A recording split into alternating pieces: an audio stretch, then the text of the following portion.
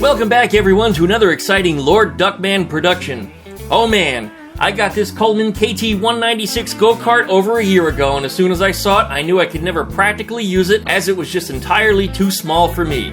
But over the past year, I did a lot of upgrades to the suspension and cut and stretched the frame so that it would be practical for a normal-sized human such as myself. And a lot of work went into it, that's for sure.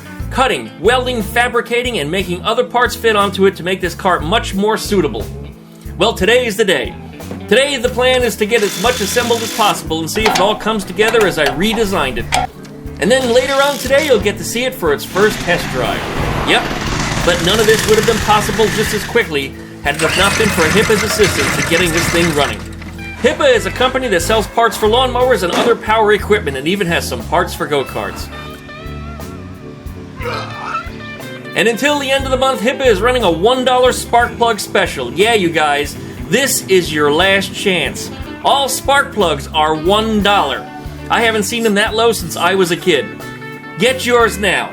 Please use the affiliate links down below in the video description, as when you support HIPA, you're also supporting my endeavors here on this YouTube channel. Special thanks again to HIPA. Now don't forget to licky, likey, comment, and subscribe. Pluck that dingle bell so you get updates every time I upload a video. Thanks for watching, you guys, and we'll be back right after that intro.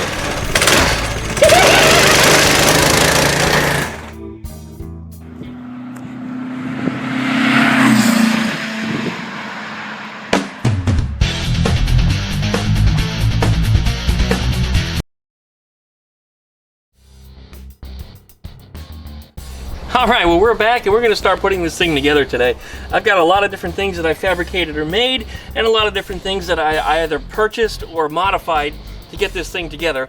So there's not too much left today, so that's what we're going to do. Just start running in bolts and seeing what we get left. We should start down low first. Look at that. Both the pedals are now butted to the right. The brake pedal, which is a few inches over to the left, I moved further over this way, and I made a completely new mount for the gas pedal entirely. I fabricated that. I left the other mount over there for the former brake, so that way I have a place to mount my clutch pedal later. And yes, I left the flange over there for the hydraulic master cylinder to sit, because I will put a hydraulic clutch on it because it just makes things so much easier.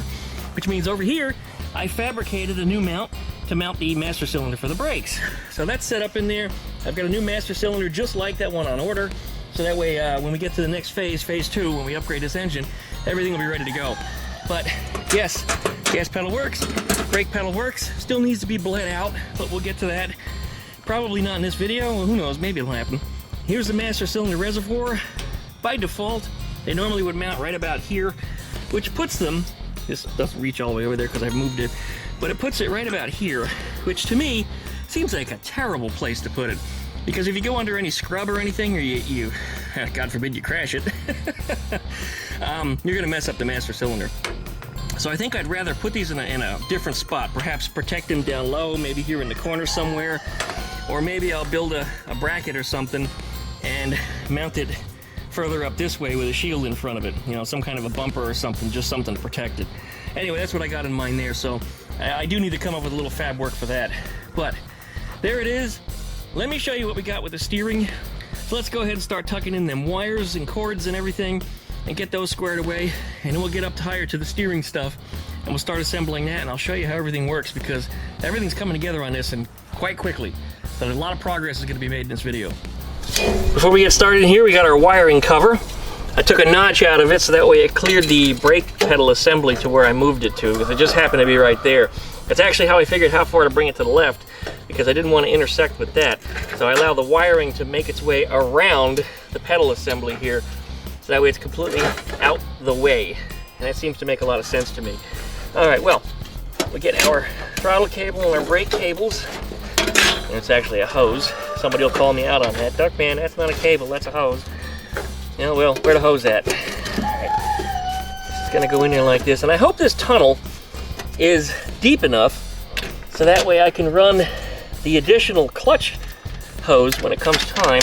And I also have to run the run switch and, you know, whatever wiring harness I decide I'm going to put in this thing through this also. So this tunnel might either be getting replaced or modified. I guess we'll see. I like how nice and low cut it is. It fits nice and tight against the floor pan here. Non-intrusive. Although, you know what? I guess I could always bolt it on the bottom of the floor pan. I mean, I think it's durable enough that it should provide protection from everything should I bottom this thing out. And if not, I guess I could always double it up or reinforce it, right guys? But chickens are being crazy today. They were quiet until I started recording. It's funny how they are. As soon as they hear my voice, every time they do the same thing, they scream. Oh, Daddy's in the yard. Let's start screaming.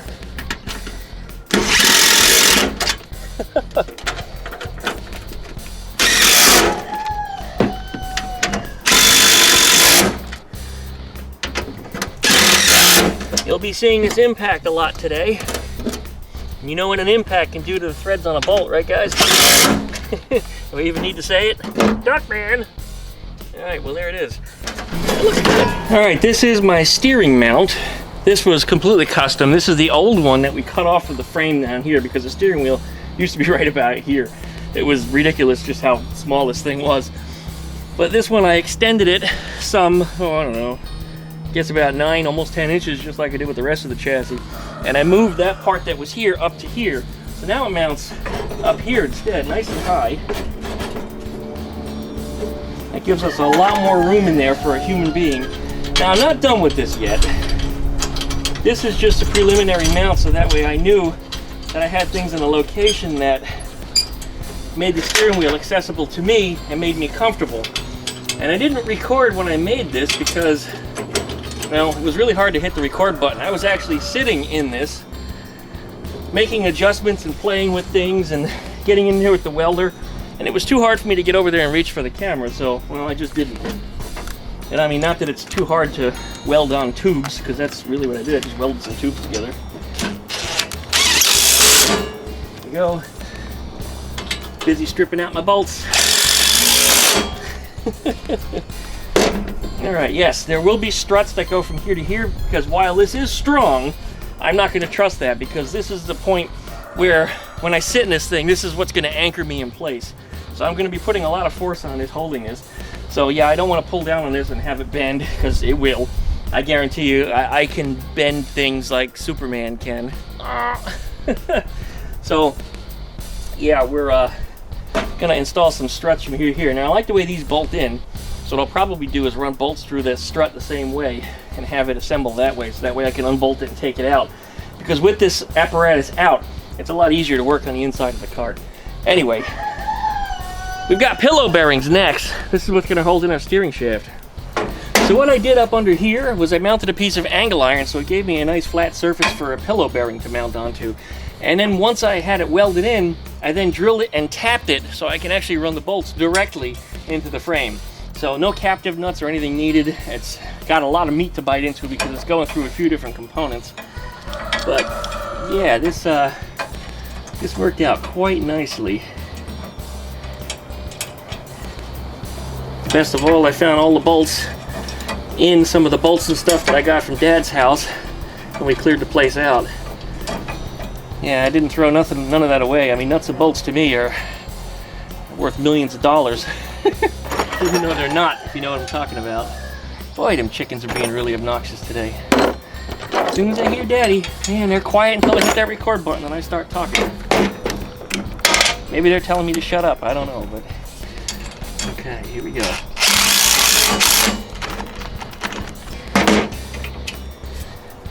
I hate when that happens.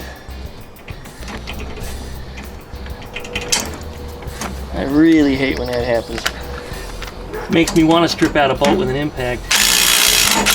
That's how angry it makes me. Alright, good. And down under here, we got another piece of angle iron that I welded on in there. But again, I drilled and tapped into the angle iron here, so that way I didn't need any nuts. Although I may add some because this is only going into angle iron, it's not going into the pipe also.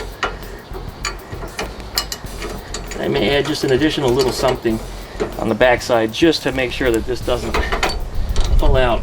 Although this part of the steering here doesn't receive as much stress as the top does, because the top is where all the leverage is at. This one is just a guide. Just a guide to keep the steering shaft in line.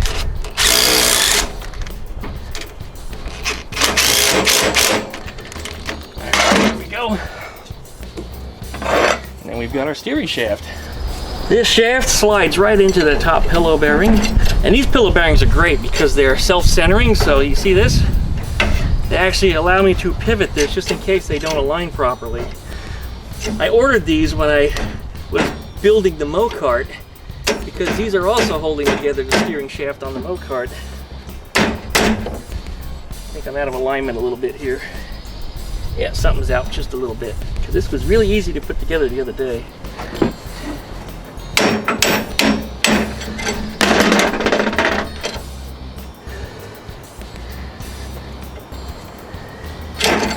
Yeah, I see what's wrong.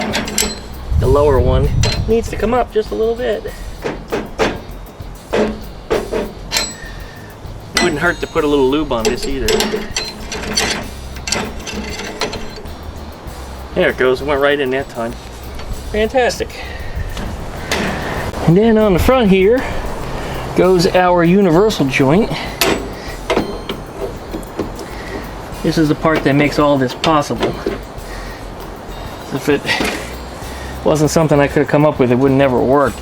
Now the steering rack that's under here, I pivoted it back a little bit, so this joint has virtually no angle on it whatsoever. This one up here has roughly 30 degrees on it. These were very sharply angled before at about 45 degrees, and it was causing some binding issues. So what I did was I cut about 1 inch out of it, and that caused everything to move. It totally changed the geometry of everything. I also pivoted that back, and everything just fits nicely now. So this is how we're going to run it. And let's see, which way are those bolts supposed to go in? Looks like I had it right the first time.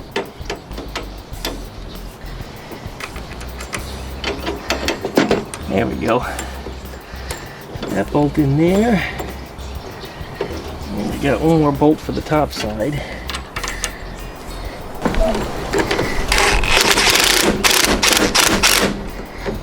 There we go.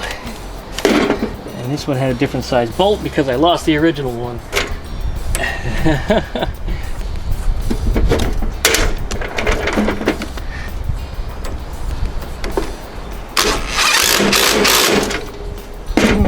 Alright, well, what's a go-kart without steering? You put in the wheel, which goes in pretty easy. It's just 3 bolts. There's no keyway or anything on this.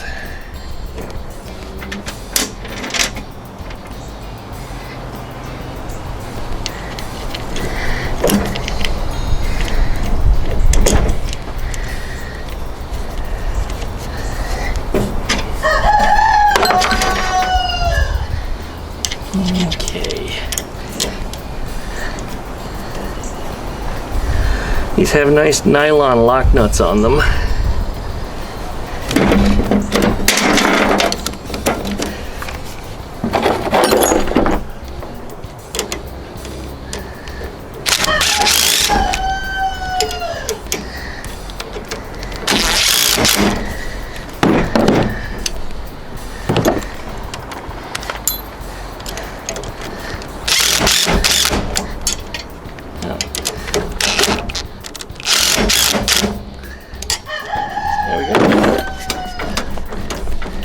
Very nice. Alright. Now here's the icing on the cake. Wait until you see this, you guys. I'm very proud that this all worked out this way. Alright, this was kind of an afterthought and it kind of worked out. But the old dash and front cowl fits right on here. Just like that.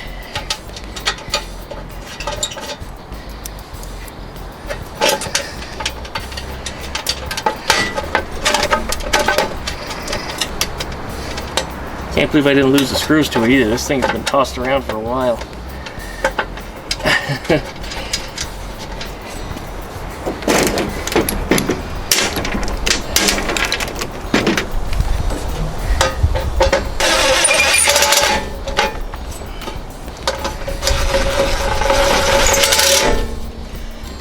Still needs a mount for the bottom down here. Clearly that's going to be way too noisy to deal with, but it's nice that it's there and that it does fit. And then the wiring here will need to be lengthened because it's not only higher up than it used to be, but it's also further forward because the whole cart's been lengthened. But The surprising thing is it doesn't need that much more wire. What I might wind up doing is drilling a hole in the frame somewhere and routing the wire up on the inside of the frame. I think that'll make it a whole lot neater. If not, then we'll run it back down into the tunnel that's on the floor here and get it set up that way. But yeah, this is effectively solved. And I don't know if I like it. I don't know, what do you guys think? Does that look right up there? Yeah, what do you think? I think it looks a little out of place due to its shape, but I don't know.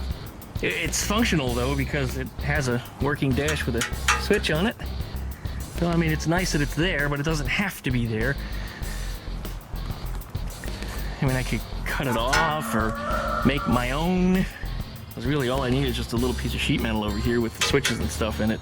I'd like to have not only a run switch, but I'd also like to have, well, have an electric start button on it in the future. It'll also have a lights on and off, because that'll be part of, you know, like phase 3, phase 4 on this thing. So I would like to put some lights and stuff on it. Nothing too exotic, but make it functional nonetheless. But here we go. We've got steering. All this stuff works. Look at this. Hey, all the universal joints are doing what they're supposed to do. The rack is functional. The spindles are turning. I did replace the ball joint on this side, which is on the top up here. I would like to preload these shocks some. So what I'll do is I'll probably move the mount maybe about an inch or so lower. As I had said in an earlier video before, I might make some kind of adjuster. So that way I can tighten a bolt and it will push the shock down. I think that'll be kind of nice. Right now the ride height isn't as high as it can be because it's the shocks have no preload on them. So as soon as you put a little weight on it, they sag some. I'd rather have them, you know, at the full limit with nobody in it. And then when I get in it, then it starts to sag. So they'll be set up for my weight. Otherwise, the great thing is they are functional and they do work, because these shocks did not work at all before in the previous incarnation of this thing. So what's left on it? Well, not much. I gotta finish welding up the cage, but that won't be required to make this thing drivable.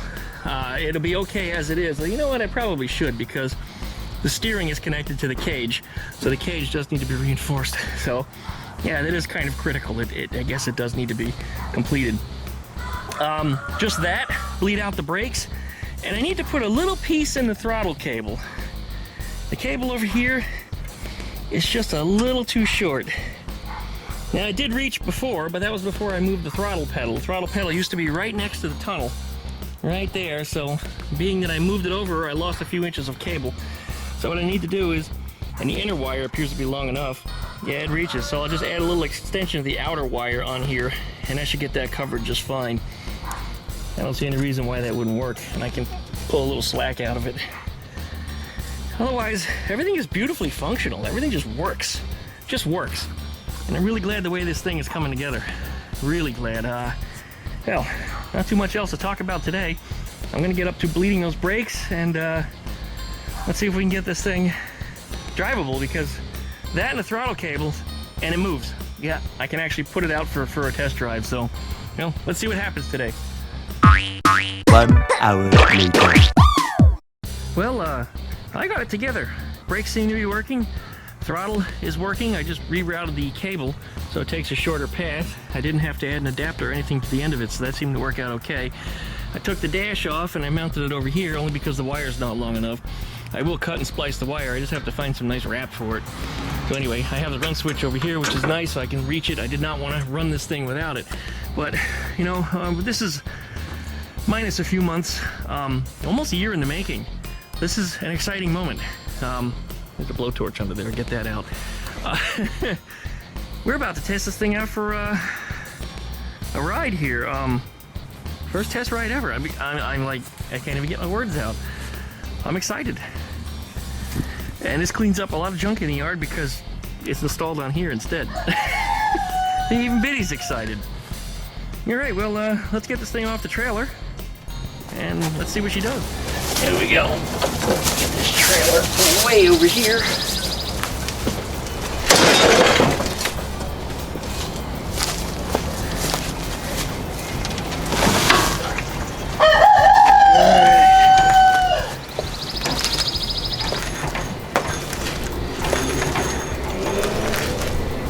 She seems to be rolling good too.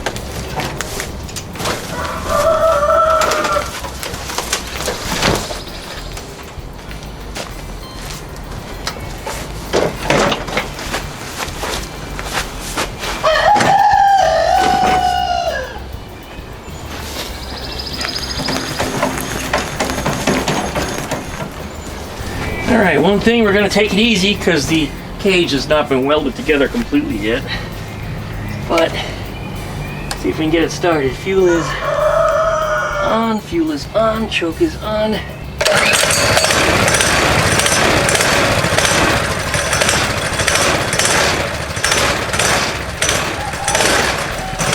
watch this, guys. Oh, I can get in it. I don't believe it. And the engine doesn't hit me in the back.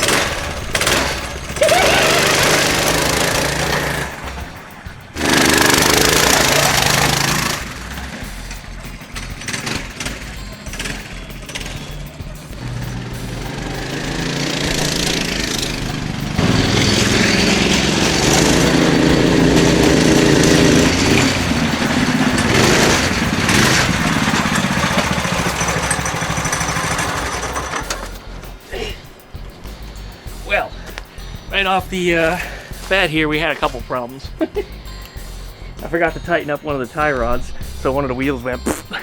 And something else is in the back.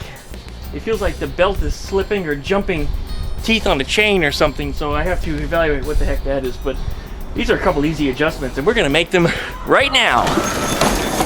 Hear the chain jumping? Easy enough to fix. Tighten up the tensioners on the back.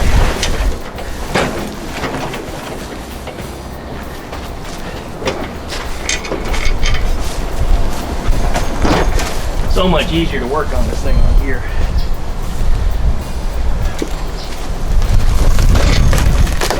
It doesn't weigh much. I say 330 pounds. And I imagine I probably added about 20 pounds to it. But I can pick it up. Anyway, let me show you these tensioners. You can see that chain is loose and sloppy.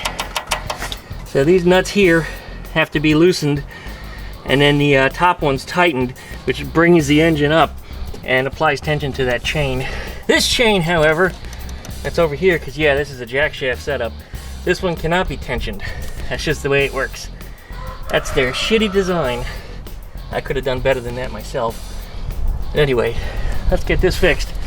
Looks like that's a 16 millimeter. All right, we gotta loosen these.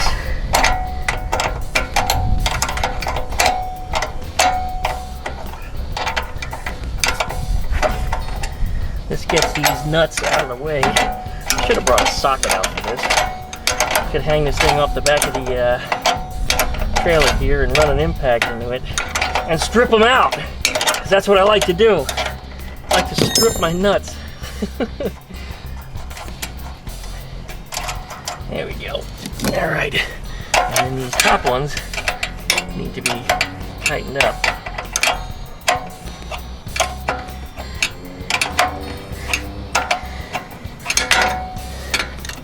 Wow, it's got to go a lot. Guess I didn't look at that.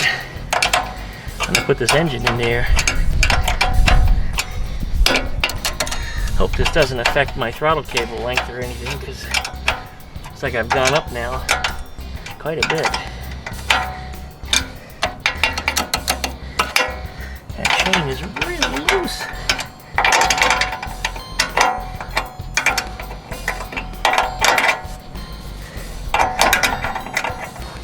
And these nuts are cheap china. All the corners on them are all starting to round out. That didn't take much.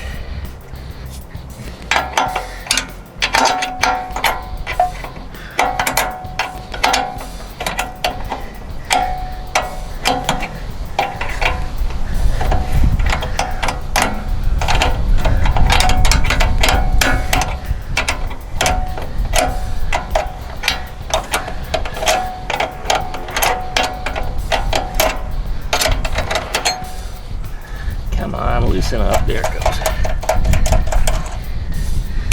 Alright, going up.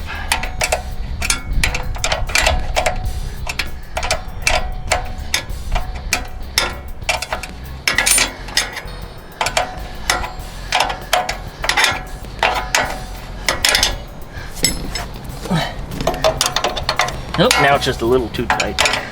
Back it off about half a turn.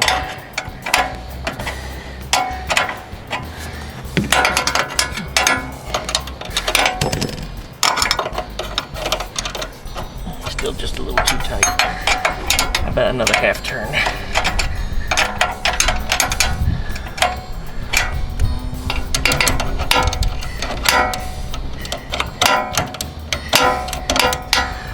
Still seems a little too tight. One more half turn ought to get it. No, that's too loose. Alright, 1/4 turn tighter. Now let's see what we got. Yeah, I think we're good right there. That's even better. Alright, wind that one down.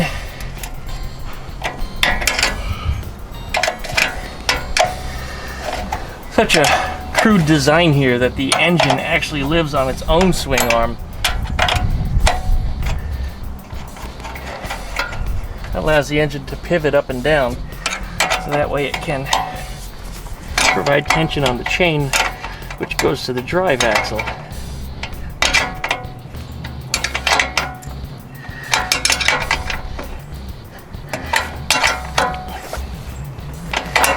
Alright, then we have to look at the alignment after this. Because one of those wheels kicked in because I didn't tighten them down. Alright, I thought it was this wheel that kicked in, but it was that wheel that kicked in, but I was compensating for it in the steering wheel, so it looked like it was this one, but truly it wasn't. Because when the wheel is straight, this wheel actually looks pretty straight. The one on this side, however, that needed some adjustment. Yeah, steering wheel's in the correct position.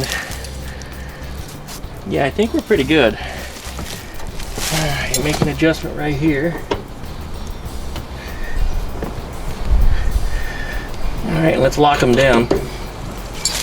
This is what I didn't do earlier, and I thought I didn't lock down the one, but it looks like it may have been both. Okay.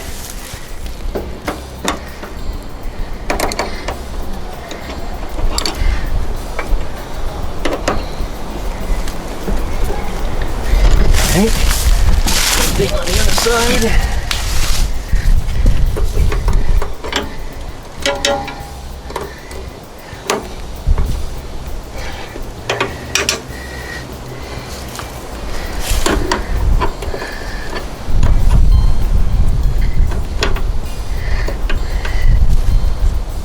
Alright, here's our alignment. You know, and even that feels stiffer, so yeah, that was definitely a symptom. There was a little steering slop, and I think it was because the tie rods weren't tight. Well, they are now. I see we got a pin fell out here. I didn't put a bolt on it, I just kind of stuck it in. Alright, back down she goes.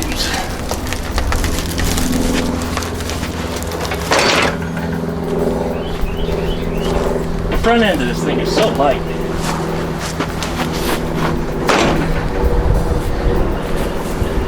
Alright. Yeah, that chain sounds better already. Alright, switch. Fuel is still on, choke is off.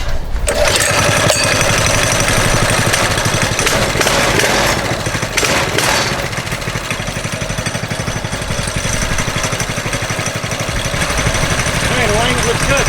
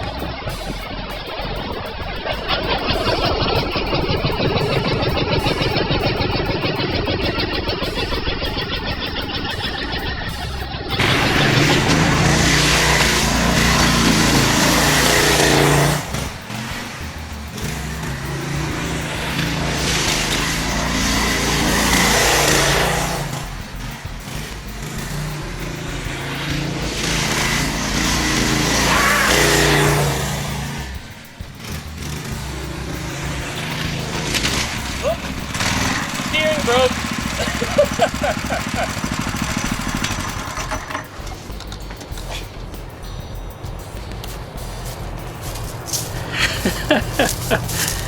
Broke the steering. Uh-oh. Looks like it pulled out of the universal. Something I'll have to investigate and fix. In fact, the little nub from the end is missing. That's what happened. Alright, we'll fix that. I'll weld it in and make it permanent. Well, I was worried about things like turning radius, and clearly that wasn't a problem. This thing gets up on 3 wheels like I wanted it to. There we go. Get all this dirt back. Oh man. It also turns around real good in the street. Gets up on 3 wheels because you want that rear axle, which is a solid axle, to get up on 3. So that way one wheel will spin freely. This doesn't have a differential of any sort. So yeah, it seems to be working. Even though it's lengthened, our radius doesn't seem to be hurt much. Of course, when I have more power on it, I can steer with the rear wheels. I will get there.